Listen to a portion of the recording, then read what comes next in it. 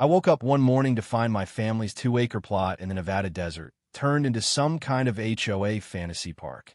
I'm Lucas Harlan, a 49-year-old former Marine turned metalworker. I don't take kindly to folks messing with what's mine. My land, a dusty stretch of sagebrush and dreams left to me by my grandpa, was now sporting picnic benches, a winding stone path, and a big OL sign that read community space. Welcome all. Standing there, snapping photos for her newsletter like she owned the place, was Marjorie Tate, the HOA president and resident control freak.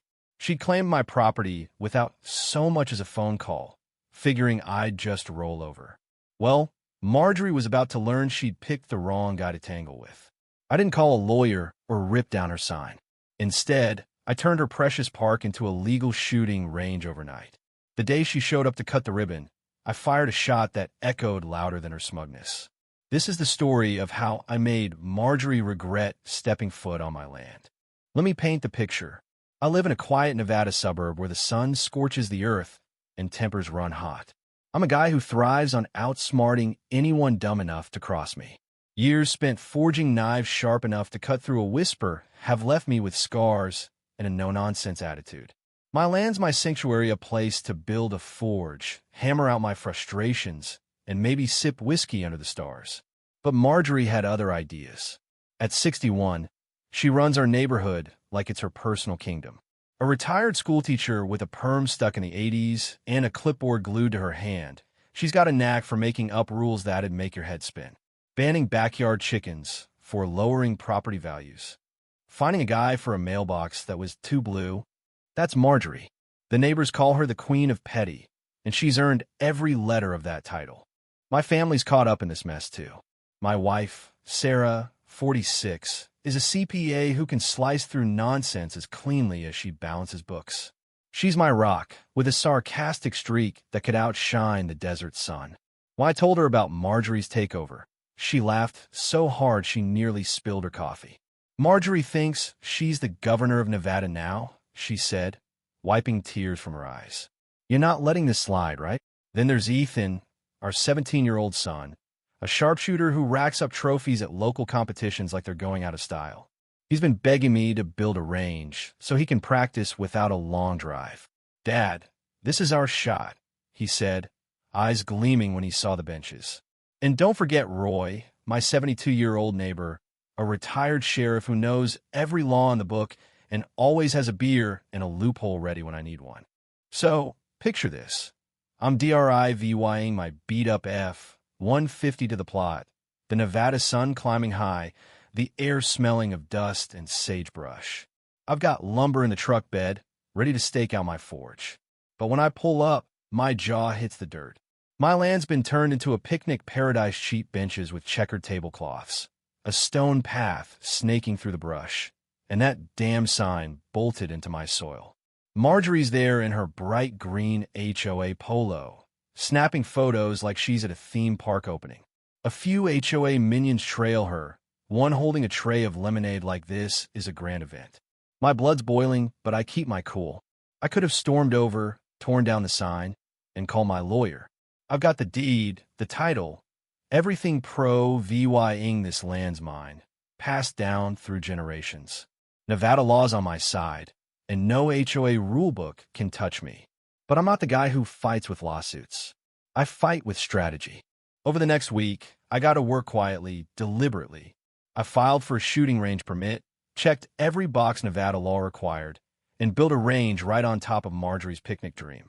Bullet containment walls, targets at 50 yards, a sign reading private shooting range, licensed and operational. I even tossed in some sandbags for good measure. Marjorie had no clue what was coming. That night, I'm on my porch, sipping whiskey under a sky full of stars. Sarah's inside, crunching numbers. Ethan's cleaning his competition rifle, buzzing with excitement. You sure about this, Dad? He asks, grinning. I nod, calm as ever. Marjorie wants a community space? She's getting a loud one. Roy swings by, boots crunching on gravel. Heard Marjorie's got a grand opening tomorrow, he says, handing me a beer. Permits ready? I tap the folder on the table, smirking. Locked and loaded. He chuckles, raising his bottle. She's in for a surprise. The next morning, Marjorie's grand opening is in full swing. I drive out, the air thick with dust and diesel. A crowd of about 30 neighbors mills around the benches, sipping lemonade, while a local band butchers a 70s tune. Marjorie's front and center, her green polo glowing, scissors in hand for the ribbon cutting. She's got a megaphone, thanking everyone for supporting her community initiative. I park just out of sight, grab my rifle, and walk to the edge of my range hidden behind a low rise. I load one round, aim at the sky, and pull the trigger. The crack splits the desert air like thunder, and the crowd scatters like spooked rabbits. Marjorie screams, drops her megaphone, and trips into a pile of sagebrush. I sling the rifle over my shoulder, smirking. Round one mine. I head home and call a family meeting. Sarah's in the kitchen, receipts spread out like a war zone. Ethan's polishing his rifle, his latest trophy gleaming. "You're not going to believe this," I say, tossing my phone on the table. The screen shows Marjorie's setup, and Sarah's eyebrows shoot up. "She turned our land into a HOA daycare," she says, sarcasm dripping. "What's next? Running for president?" Ethan looks up. "Let's tear it down, Dad. Me and the guys can have it gone in an hour." I shake my head. "No, Ethan, we're not breaking laws. We're breaking her." I head to my office, shed out back smelling of steel and oil, and pull out the deed, stamped and notarized. I check Nevada's property laws online, confirming what I know. HOAs can't claim private land without a legal transfer. Marjorie's got nothing, but I'm not calling a lawyer yet. My range is ready. Painted desert camo, just a twist of knife. I call Marjorie, more curious than anything, to see how far she'll push this. She picks up, all fake cheer. "Mr. Harlan, I assume this is about the community space?" I keep my tone ice cold. "That's my land, Marjorie. No deed, no permission. What makes you think you can claim it?" She laughs, sharp and grating. "The HOA can designate and use land for community benefit," she says like it's gospel. "You weren't using it. Now it's for everyone." Sarah mouths, "Unbelievable," and Ethan grips his rifle like he's ready to march. "We'll see," I say and hang up. Sarah smirks. "She's got no idea, does she?" I shake my head. "Not a clue." Marjorie's not done. By morning, she's regrouped. I'm at the range, checking the walls built to withstand a war when a black SUV rolls up. Two guys in cheap security uniforms step out, radios crackling, followed by Marjorie in her Prius. She's clutching papers, her green polo screaming in the desert glare. "Morning, Marjorie," I say, voice flat. She thrusts the papers at me, trembling with rage. "Your stunt yesterday endangered lives," she snaps. "This security team's here to protect our community space, and you're not setting foot on it until this is resolved." I glance at the papers, some nonsense about protective measures, and hand them back. "This is my land, Marjorie. I've got permits. You don't." She scoffs, while VYing at the guards. "They're here 24/7. Consider yourself warned." She storms off, the security guys setting up a folding table like mall cops at a sale. I call up some old Marine buddies, hunters who know their way around a rifle. By noon, the range is alive with gunfire. 8 crack shots take turns, the air thick with cordite and laughter. My buddy Jack, a grizzled guy with a scar on his cheek, nails a bullseye. "You sure know how to pick a fight, Lucas," he says, reloading. I shrug, eyes on the security team. Just taking back what's mine. The guards are rattledones pacing. The other looks ready to bolt. Marjorie's watching from her Prius, binoculars glinting. She's waiting for me to slip, but I'm playing it safe, every round within regulation. Ethan joins after school, nailing a 50-yard shot that earns a clap from Jack. Sarah swings by with water, smirking. "Marjorie looks like she's going to pop," she says. I reload, deliberate. "She'll crack.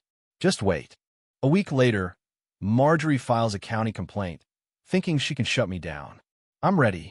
I organize the Desert Dust Shootout, inviting every shooter in the area.